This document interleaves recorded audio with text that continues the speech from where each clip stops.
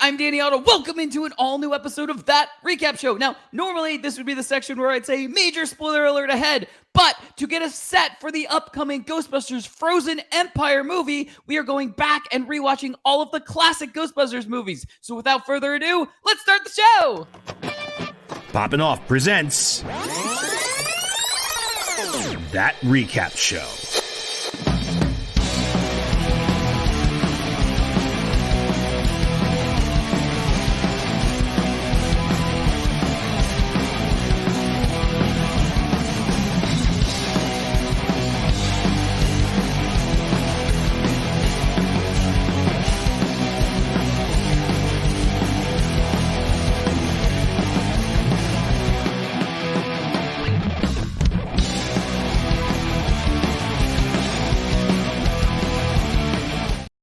All right, joining with me to break down everything from the Ghostbusters movie, it's Jon Jon Rico! There is no Rico, only Zool.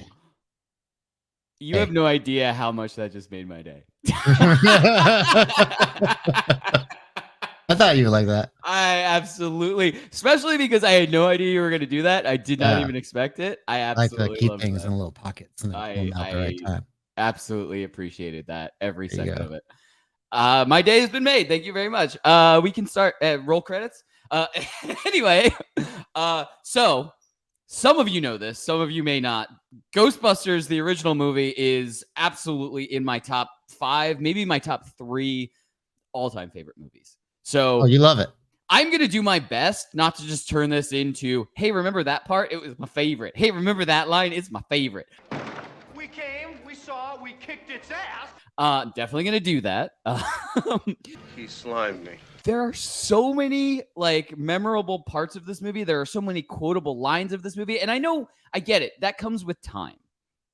A lot of older movies and classic movies that have been able to kind of span the testament of time. They do have that. Where we actually can push to have memorable quotes that are still in our fan base, basically. But I don't know. And like I said, you're coming from, more of an outside observer than me. So maybe it's just because, I've watched this since I was little. Like, I don't even remember the first time I watched this. I mean, obviously this came out before either one of us were born, but at the same time, I've been watching this for a very long time. And I was telling you even before we started recording that, this is a movie that I'll watch multiple times a year for no reason type of thing other than just enjoyment. I mean, I can't say enough how much I enjoy this movie. And I'll say this right now, if you're watching our retro recaps just because you're a fan of our podcast, I absolutely appreciate you. But if you have not seen Ghostbusters, please go watch Ghostbusters. Whether you like sci-fi, whether you like stuff with ghosts in it or not, go watch it. It's hilarious. It's everything. I will put this, if we want to compare it to something that is more modern, I kind of put this in the same category as Shaun of the Dead, where it's a comedy. It's a comedy, and I really do feel like the actors that are in it were able to play their roles perfectly. You know what I mean? And I feel like the same as with the cast of the original Ghostbusters, they were all able to play their roles in the movie perfectly and not force jokes and not force, I don't want to say drama because there's no drama in this movie, but force any action sequence or anything like that. And I feel the same way with Shaun of the Dead. The jokes and the genuine zombie parts of the movie, nothing in that feels forced. There's no pull away from one aspect of that or the other. Everything in that movie works. And I feel the same about this movie, where jokes work because they're genuinely funny and they're not forced jokes. And, kind of some of the spooky parts of this movie, like the very beginning, where the librarian gets scared, that's legitimate. It's just the tone for the movie for sure. Right, exactly. But I feel like that works. It's not just forced there to show oh, this is Ghost. But that's why I kind of put them both in the same category as far as it was a really good melding of different genres and having a topic and having these actors that really were able to do a very good job, but none of them, had to have like a moment that took away from anything else in the movie type of thing. And that's why I kind of feel like they're kind of both together in a category of movie type of thing. But like I said, this is one of my favorite movies. I go on and on and on and on, and I will definitely bring up, parts of it that I really like. I've even watched, like documentaries on Ghostbusters, like behind the scenes makings of Ghostbusters. Absolutely recommend if you are a Ghostbusters fan and you have not watched is Netflix has a show called The Movies That Made Us. Incredible episode. Shows a lot of behind the scenes stuff, has a lot of the people that were not just in the movie, but were behind the scenes of the movie, were writing the movie. It's got a lot of really fun information with that. So it's really cool, especially if you're a Ghostbusters fan. Even if you're not, like just being able to hear all about like, it going from not being a movie to completed movie type of thing is really cool to kind of be able to see that and kind of see, also, the time crunch they were on and how, the name almost had to be changed to something different because they almost didn't get the naming title. There's just so much. It's so very interesting. And yeah, I just love this movie. But Rico, before I go too crazy, what were some of your instant reactions to Ghostbusters? Yeah, there's really not a whole lot to say on this movie that really hasn't been said already before. Like this is a classic for a lot of reasons. And as I rewatch it, like it's like you said, you grew up watching this. I would say this is almost like your Star Wars way for me. Like I grew up watching Star Wars all the time, and I would say this is kind of like that for you, right? You grew up watching Ghostbusters all the time. So, what I love about this movie is that it, like you said, it takes the elements of like the genre that it is. It takes them seriously, but also makes them very funny at the same time.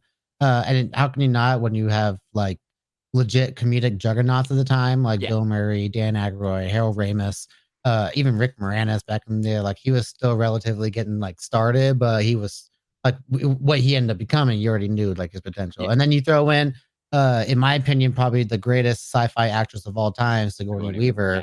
And you just have like this amazing melting pot for a fantastic movie. And you got actors like Annie Potts, of course, playing Janine, who would later go on to be the voice of Bo Peep in Toy Story, which is really cool when you kind of get to see like those little cool, like what the heck, that's the voice of Janine in the Pixar movie. And then of course Ernie Hudson as Winston, kind of coming in as like the non-comedic actor who's like the straight man to these three comedic actors, right? Even though Egon himself is kind of a straight man, and I think they all do a good job of kind of balancing both humor and being just kind of like normal people, except for Bill Murray. Bill Murray is just Bill Murray the entire movie, and it's just like it's kind of one of the things I love about this movie is that there's so many elements about it that almost like shouldn't work in other movies, but it works in this movie. Like the characters don't really grow at all, and because the movies takes place over I don't really know how much time takes place because they kind of turn into the Ghostbusters and you see like this rise to fame for them, and then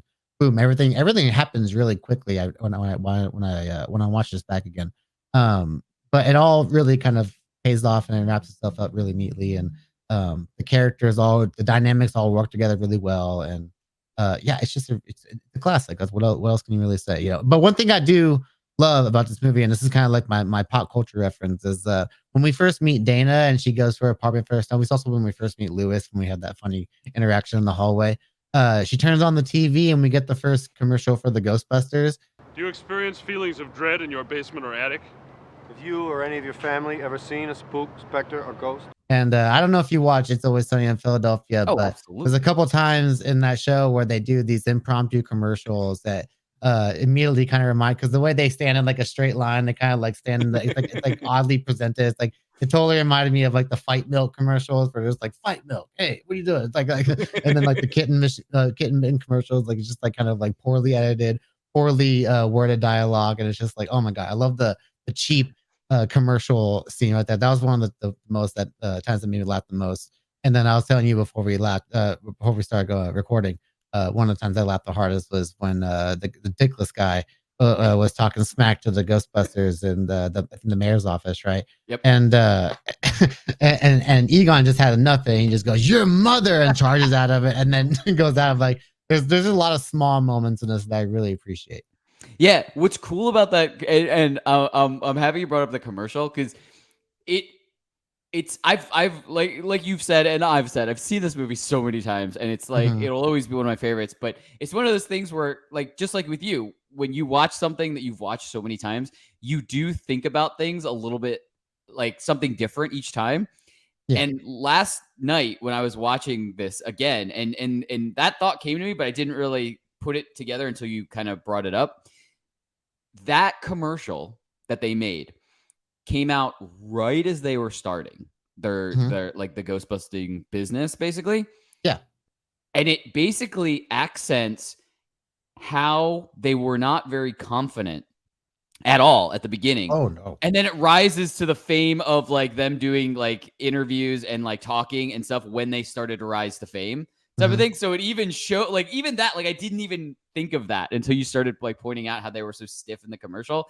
But like way down, like you even have like Casey Kasem talking about how Yeah. they busted some ghosts in and they stayed to dance the night away, like type of thing. Like that stuff like that. Like it's just funny to see that contrast from when they started and they didn't really have that much confidence in the business or anything. They just needed, people to like start paying for their services. And then all of a sudden to like where they're known by everyone in the city type of thing. Oh yeah, absolutely. It's So it's fun to watch the little moments like that for sure, yeah, and you catch the little things that you don't.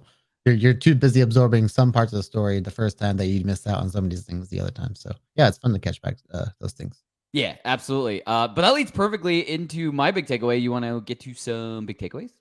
Yeah, let's do it. Awesome. All right. I'm gonna kick this off. And the reason why I kind of said this kind of leads into like my big takeaway is, I love an origin story movie if done right. I mean, I know we've seen a lot of origins. I mean, this came out 1984. Yeah.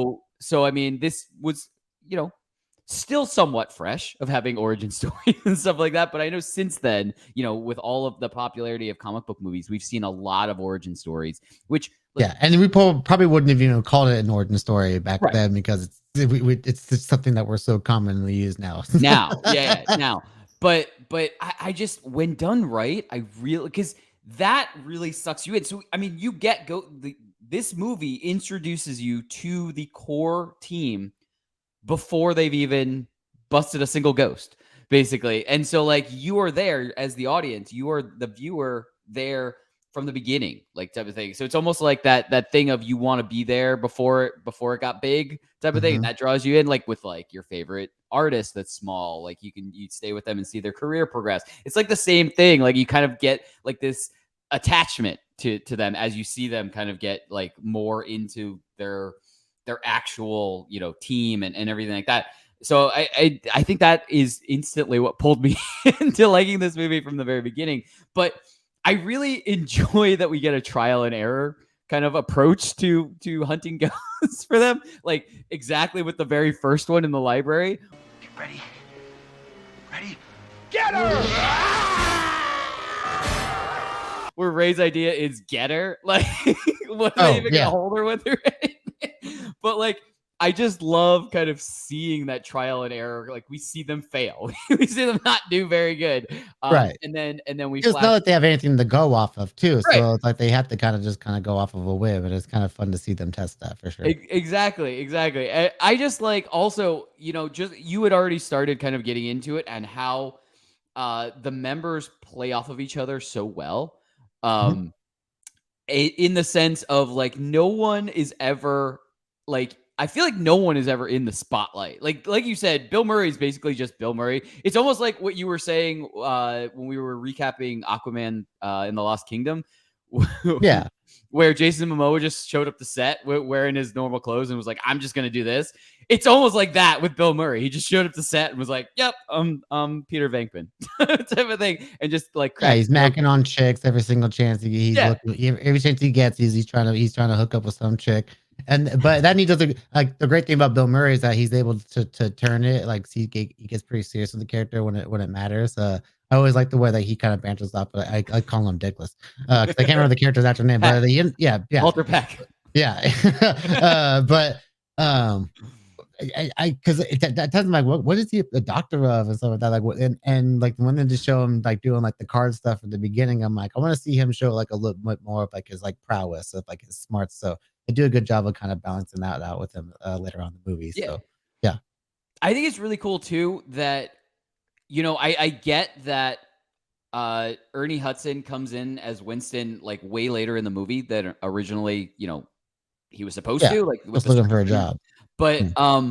he's a very important member to the team because he's the outsider of all of this. Otherwise, it was kind of like Right, he's supposed to be like us. Like he is the outsider kind of, he doesn't have the built-in relationship. yeah, the degrees or the built-in relationship, but he's The just like common man just looking for work. exactly. And so I think that also opens it up to like how now we're part of the team type of thing Hmm. because we've been brought in with Winston on this. And I just think what's really cool is we do remember more lines from Venkman or from Egon or something like that, but every single one of the Ghostbusters, all four of them, have a memorable line. Winston Oh yeah, has the Ray, when someone asks you if you're a god, you say yes. like I'll always remember that line from him. oh that's a classic. Yeah, Yeah. exactly. But every single person of that team is able to shine in this movie at some point, which you can't really say that often with ensemble casts moving forward, like Mhm. type of thing. Like like you can have like a lot of really well-known people in a movie, but like there's always going to be those people that stand out from the movie. But I feel like everyone in this movie can like has parts that they really legitimately shined in. Yeah, everyone Even killed it. yeah, even Lewis and even Dana and like just like you said, Walter Peck. Like I mean, like everybody in this movie has a part. We Yeah, even Janine. yeah, She's amazing throughout the movie. I thought she absolutely. was really funny. The way she was like, "I quit better jobs than this," and Yeah. then she goes, "Ghostbusters, what do you want?"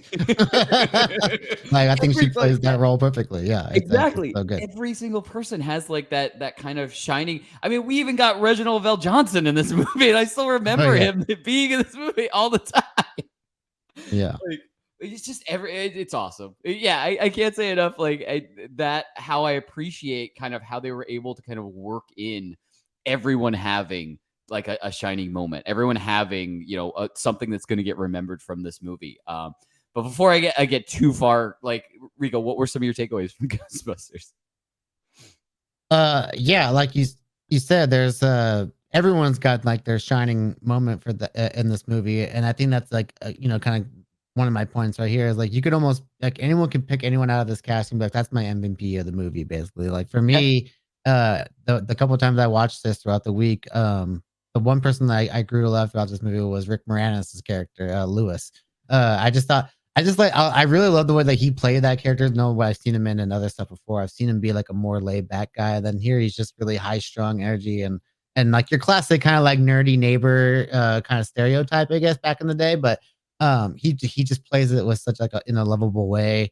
And for me, I just found it really enjoyable to watch the entire time. And I thought he was especially funny when he was taken over by one of the was it the gatekeeper or the key holder? I can't remember which one he's he's supposed to be. he's the keymaster. The Keymaster, yeah, he's the Dane one is with the the name I gatekeeper. can't remember to how Vince to pronounce. Clortho, I think. Was Something his like yeah, name? it's got 2 names, and because I remember Zool, I just can't remember the other one very well. I think it was Vince Clortho. Yeah, and I always think it's funny how like they're looking for each other and they're right across the hall from each other the entire time. You would think they'd be able to kind of like zone in on each other a little bit better.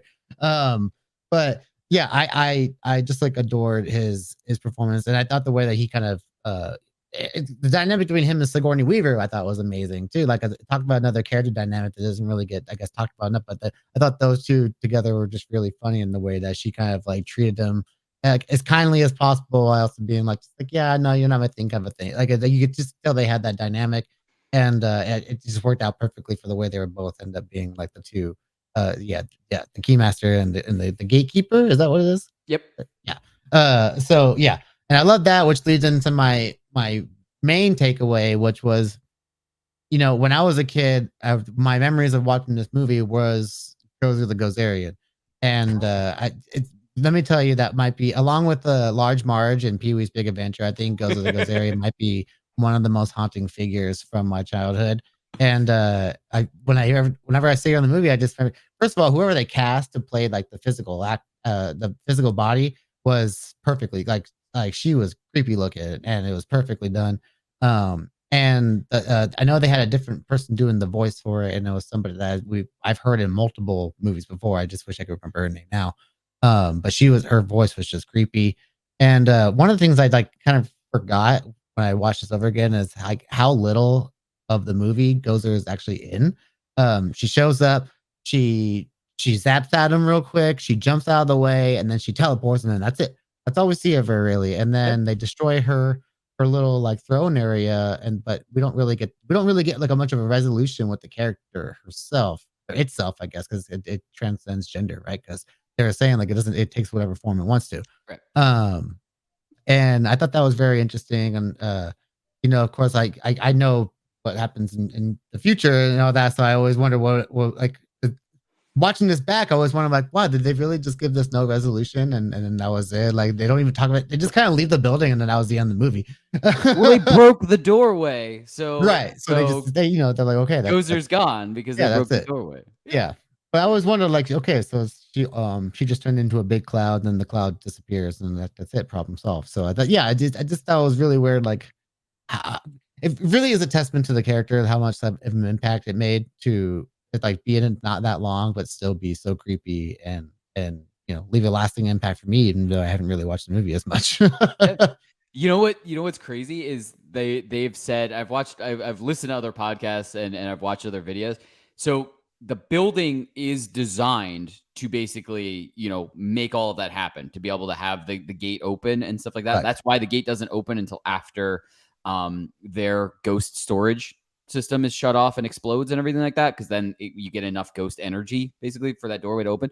But the way that building was constructed was also supposed to be, so there's a theory that the reason that Lewis's door kept locking him out is because there were ghosts and spirit energy going through the building all the time, and they were just like dicking around with him.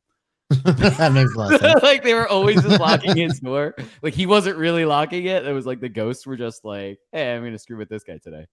Yeah, that's hilarious. I like that idea. Do you want to get to some predictions? Sure. To be fair, yes, this movie came out before either one of us were born. Yes, we know there were multiple sequels of this movie, and one of the newest sequels is actually coming out, in a month or two. Yeah, that's why we're doing this. But so what we're gonna do with this is we're going to kind of talk about what we would have liked to have seen, I guess, in a direct sequel. Not talking about Ghostbusters 2 yet, because obviously that's going to be, our next video is going to be Ghostbusters 2. But this is going to be a hypothetical sequel to this original movie. Rico, you want to kick off predictions? Yeah. So, for me, it's actually, it feels more like a normal prediction because I know I've seen Ghostbusters 2, but I don't remember really any kind of plot point from it. I remember certain characters. I know that's something to do with the portrait and, some pink goo. But as far as like, if I were to take characters and like what would I do with them after this movie? First of all, I would have liked to let's just like start fleshing these characters out a little bit more. Like I would say we followed Venkman for the majority of this first movie. Like it was mainly following like his relationship with Dana and how that all turned into the whole Gozer storyline. I would have liked maybe to see a little bit more about like with someone Ray or something like that. Like to get a little bit more, like almost like more backstory with the characters. Winston, like if you would have learned more about Winston's life before he met the Ghostbusters, like what led, like if he was just looking for any kind of work and he just kind of stumbled into this job, that one thing. But it would have been cool if you somehow tied in like some kind of experience that he had in the past that kind of like clicked his interest into this somehow. And like I was saying, like this movie doesn't do a lot as far as like character development. The characters are pretty one note, but they're so good at being that one note character that it holds the movie, pretty well. I would like to just kind of see more expanded upon those characters and more follow up of like with Gozer would be awesome. Like if you did a direct follow up where like Gozer was still messing things up somehow and found another way to get through because it wasn't like it's not like they killed it. So that's kind of what I would see. I would obviously like to see more with Lewis and Janine and all the side characters and just you just have a great ensemble here. You just got to just do more with them. Yeah. I mean, that would definitely be interesting. Believe me, you're talking about the creepiness of Gozer in this one, and always remembering that there is a moment in the second one. I'll bring it up in our retro recap for Ghostbusters 2, but there is a moment that stuck with me for a long time because it's very creepy. It's a very creepy moment. It almost doesn't it's almost so creepy that it doesn't fit, and I can vividly see it. I'm not going to give it away right now. We'll talk about it when we get to the second one. But yeah, I mean, I think I've been spoiled with the MCU and getting Disney Plus shows and series and stuff like that, because I think what would have been really cool is to have got something like that, like a Ghostbusters series to deal with like the rebuilding of the firehouse, rebuilding of the protection grid, rebuilding of all of this stuff, and kind of having like a monster of the week type of thing as this is all going, leading up to the next big threat of being the second movie type of thing. So like instead of having a direct sequel, having a direct 1 or 2 season show leading up to I'm looking at basically Avengers to an Avengers second sequel type of thing, like where we had some lead up in something smaller on a small scale type of thing. Ghostbusterverse. Yeah, so something like that though, like where we could have just like you're saying, kind of getting more character driven and smaller threats and monsters of the week, but also rebuilding the big things that we're going to need for a direct movie sequel, like the power grid and like the firehouse in general, and all of that kind of stuff, new tech that Egon's putting together, like all of that kind of stuff, all building to like this big event that happens. And it could be Gozer, it could be any other giant Thanos level equation. You know what that you remind me of? Have you played the South Park Fractured But Whole? Yes. The scene where he's dressed up and he's just talking. He's explaining that if we're gonna have the Super Friends movie is gonna be last, and he has this movie, and we're gonna you're gonna have the Egon movie, and then you're gonna have the Winston origin series, and then, and then you're gonna have Janine and Lewis like your WandaVision, and then that all leads to Ghostbusters, which is like your Avengers. It's like it totally reminds me of that scene right now. Like we're building up the universe. Yeah, but I think I've just been spoiled. So like that's the way that my brain is thinking is like, Right. oh yeah, that would make sense. A series. Universe brain. Yeah, like at that point, I just feel like that would just make sense because. But I mean, if we go back in time, they didn't have series like that. They didn't do that. These people, were all stars. So it was like it's not like they're gonna, take less money to be on like the small screen because they didn't even have like streaming services in the 80s or anything like that. But I mean, just like you said, I think having a movie that maybe was, on a smaller scale, I guess, that led up to a big event, and maybe having a cliffhanger to have like a third type of thing, but having that movie where we do see a little bit more of each character and we do see things being rebuilt and we do see just so that we could build to something else. Because just like you said, the reason it worked, it was because it was almost like this movie's perfect by itself type of thing. Right. So it needs to have something to build after, because it kind of just goes type of thing. So you're on this low end, you need to start rebuilding type of thing to get to a big giant threat, just like the Stay Puft Marshmallow Man and Gozer and stuff like that. Yeah, I was, and also it would be nice, like a good like sequel move. Like obviously you have them expanding like the business and stuff like that. Like clearly stuff is upgraded for like most things do. Like you don't want to have them using the same tools because obviously it just makes it like the same thing over and over, right? So you have the Egon's working on new tech. Say like you have like a ghost that they like end up like trusting and becomes a Ghostbuster himself. Like yeah, like a Slimer or something like that. But like, utilizing a character like that and making it more like an actual character, not just someone who's just kind of like shows up every now and then, does something fun, and then leaves.